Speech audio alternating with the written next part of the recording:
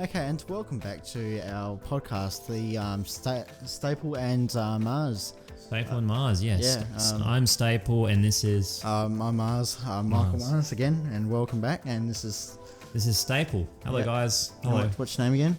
Staple. Your full name. Stephen Stapleton. That's the one. Stephen Stapleton.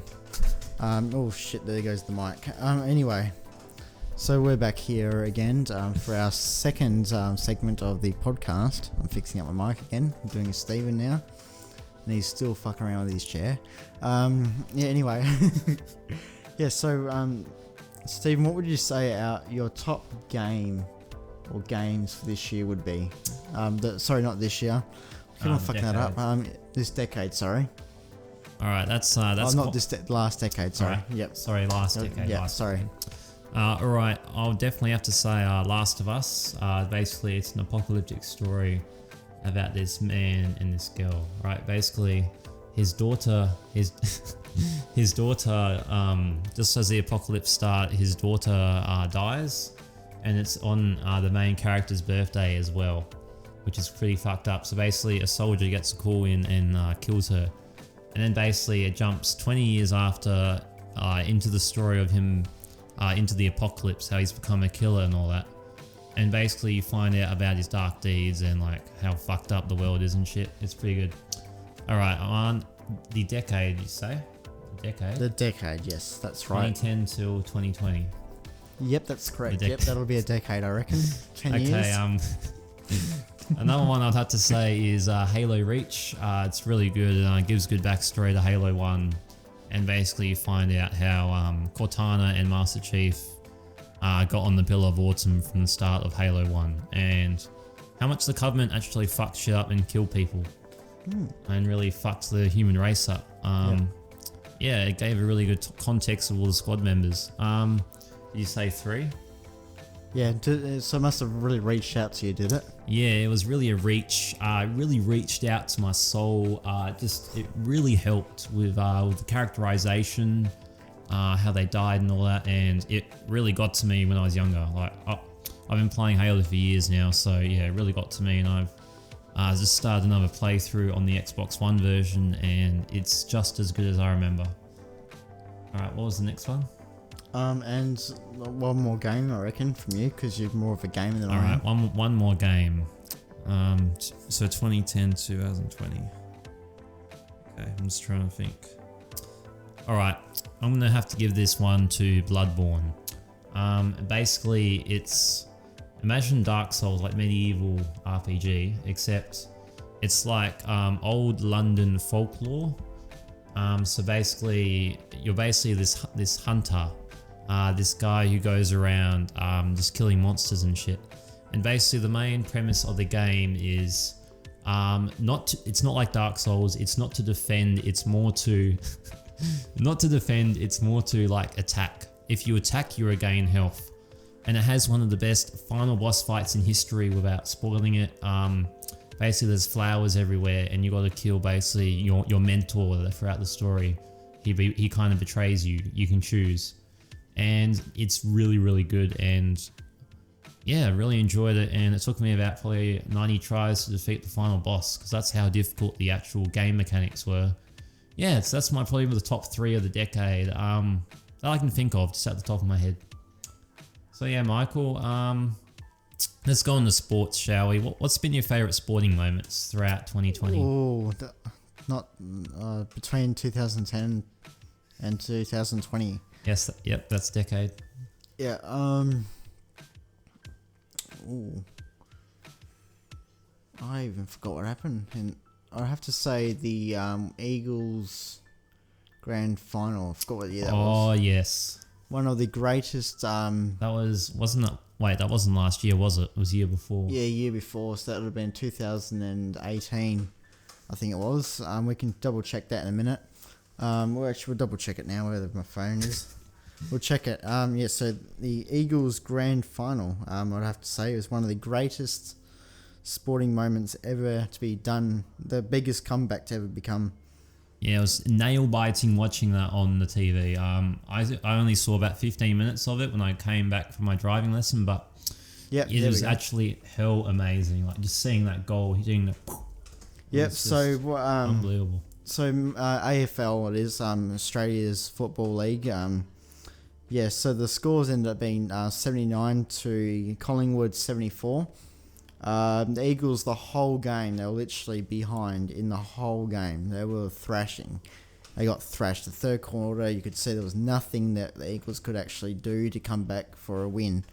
It was a pretty fair game. Like there was nothing about it that was unfair about it, and the way Eagles came back fighting for this victory. They came back, and I think Rioli. Rioli. Yeah, I think his name was Rioli. I might be wrong. He kicked it to one other player, and another player kicked it another, and then marked the ball, and he gripped onto it for dear life. Virtually, what happened, and ended up kicking the goal to make Eagles win by 5 points. In the end, one of the greatest comebacks in ever, or sport comebacks ever. Actually, I wonder if the actual whole game was actually recorded onto it. Let's have a look at it.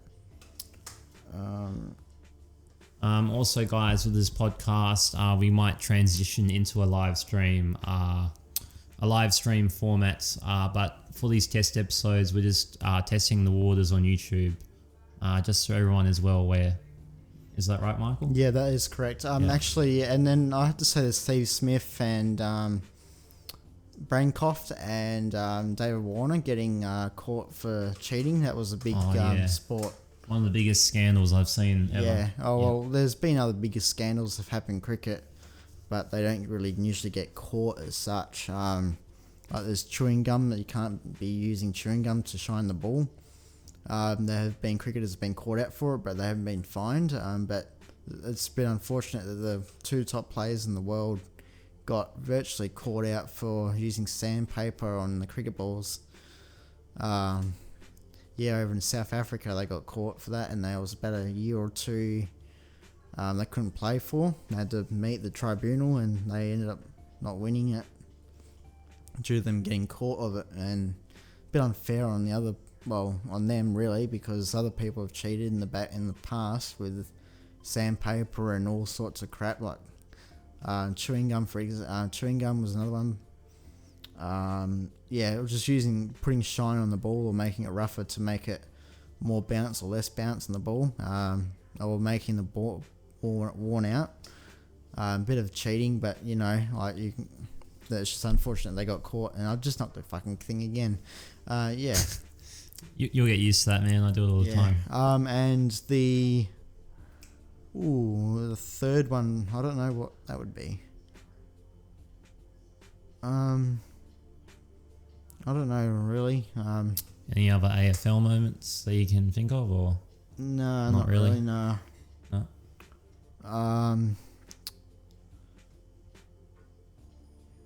Ash Barty. That's right, Ash Barty, coming number one tennis player in the world, Australian girl. When was this? Sorry. I'm thinking about last year. Last year in 2019. Okay. Yeah. I haven't seen it then. Or 2018. I'm pretty sure 19 she became world number one. Oh, okay. Yeah, in the women's tennis. The first time ever since Leighton Hewitt became number one in the world in tennis. So that was quite a big moment for Australia, having another number one world player in the world. Yeah. Also going back to gaming, I would say GTA 5 was my favourite game. Probably the only game I played in the whole decade. But and Minecraft, that took more. Well, I love Minecraft. Well, it means something if it caught your attention, right? Yeah, Minecraft and GTA 5, my top favourite games for that decade. I'd have to say, if I do say so myself, yes. Wow, really? Yeah. I inside joke, guys. Don't worry. Inside joke. Matthew Cusker, you'll get it. Yeah. Fucking inside joke, mate. Really? Come on. So that I had to say that that those two games would have to be my favourite. So Stephen, would you have any sporting moments, like one top sporting moment of 2010 to 2020? Probably none I can really think of. I don't really watch sport, guys. Honestly, it would probably be the AFL one because that's the only AFL I've watched a lot of. Probably the AFL, the grand final one, the only ones I've watched. But I try to go for Eagles, like, WA. That's the reason why I want to watch grand final. And my parents, they're really into the football. Like, they really like watching it. So, yeah, that's why I basically checked it out and had some cold ones with the family. So cold ones, yep. Yes, cold ones. Boys, eh? A Corona. I mean, I know it's a bit overrated, but Corona's pretty decent beer. Full send by boys. Full send by Nilk. Nilk actually made those words up. Full send. So another favourite sporting moment of mine probably has to be the 2019 Super 6 World Cup Series here in Perth, carrying up. One of the... yeah, that was a good moment. Yeah. Sorry. It was, I remember that. I remember that. You mean when they won, right? The Scorchers won. No, it's the golf. Oh shit. Okay. Completely different, guys. Completely different. Yeah, no, completely different. Completely different. Yeah, no. One of the camera assistants was caught.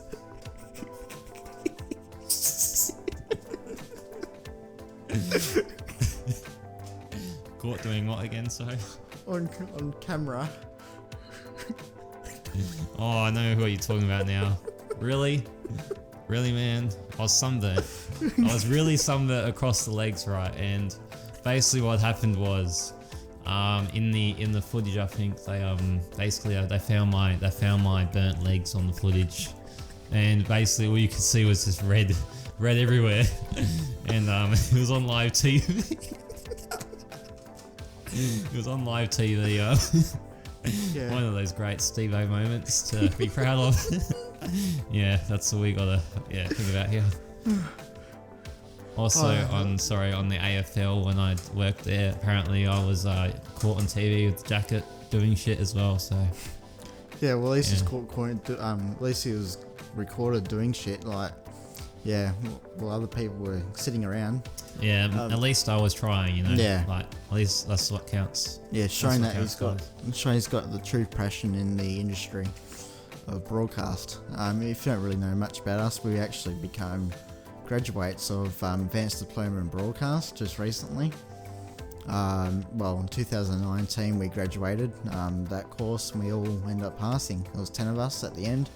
We started off with 13, and basically it just dwindled down, really. Yeah, dwindled down. Yeah, one person left within 1 week to go to a different course. Another one found the course a little bit boring, so he left. And then the other one, he got led into a wrong way, but nothing really, no one can do about it as such. So yeah, basically, it's basically in his hands what's going to happen now. Yeah, what's going to happen. There's nothing we can really do here. Yeah, but the other 10 students, out of the 10 students, 7 people got into the industry. So only 3 didn't get into the industry, guys. Yeah. That's pretty good, man. So yeah, broadcast guys, if any of you are thinking about it, it's a great profession, and it's a great hobby. Like, it's my hobby now, like doing this shit. So it's fun. Yeah. Stephen got led into not podcasting, but now we're doing podcasting. Sorry. But he's done Twitch and YouTube videos. So I'd count that as 8 out of 10. Another guy who we'll probably bring onto this podcast a little bit later on.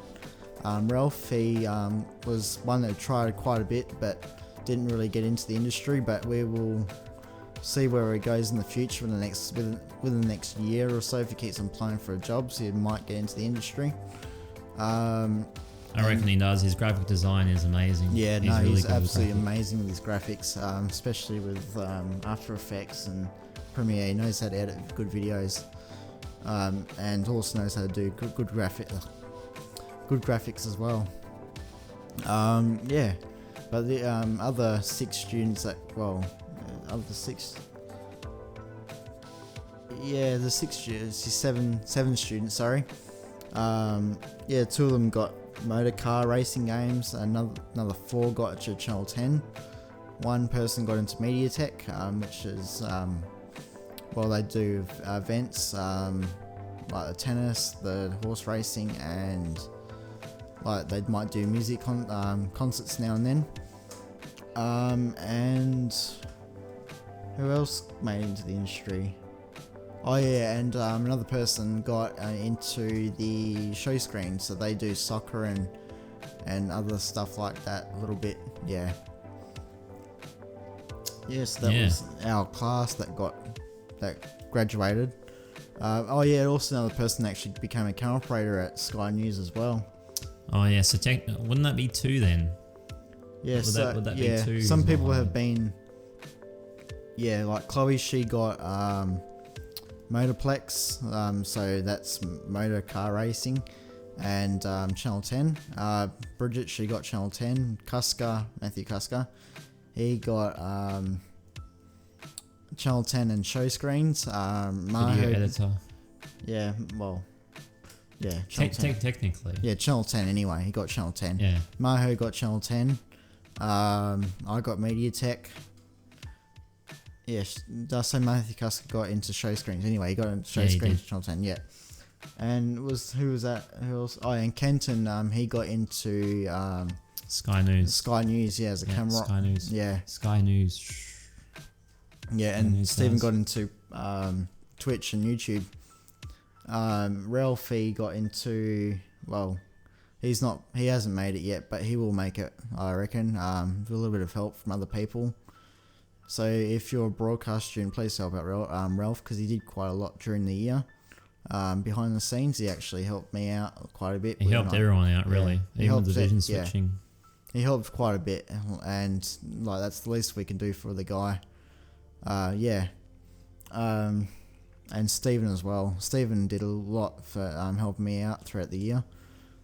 Production work, I did a lot of producing, and Stephen would be behind the scenes helping me out.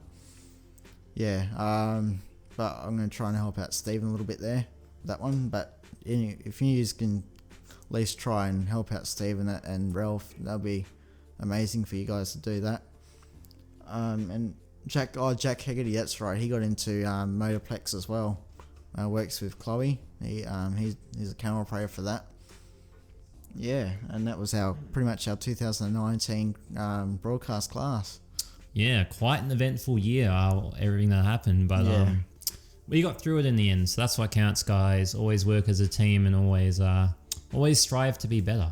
Yeah, we'd like to thank Gary Carr and Paul Wood, Alan Duplex, Alan Milne, Charlie Collins for sure. He had to put up with me for 2.5 years, Charlie Collins. Who else? Brandon Humphreys as well. He's helped out a few people. Good old Brandon. Yeah, Brandon Humphreys. Who else was there that helped us out this year? Well, last year, sorry. I'd say Christy Brown. In 2019. Sorry guys, I have 2020. I know this isn't 2020 joke, but I got 2020 brain capacity at the moment. So whatever that means, 2020 vision. I don't know.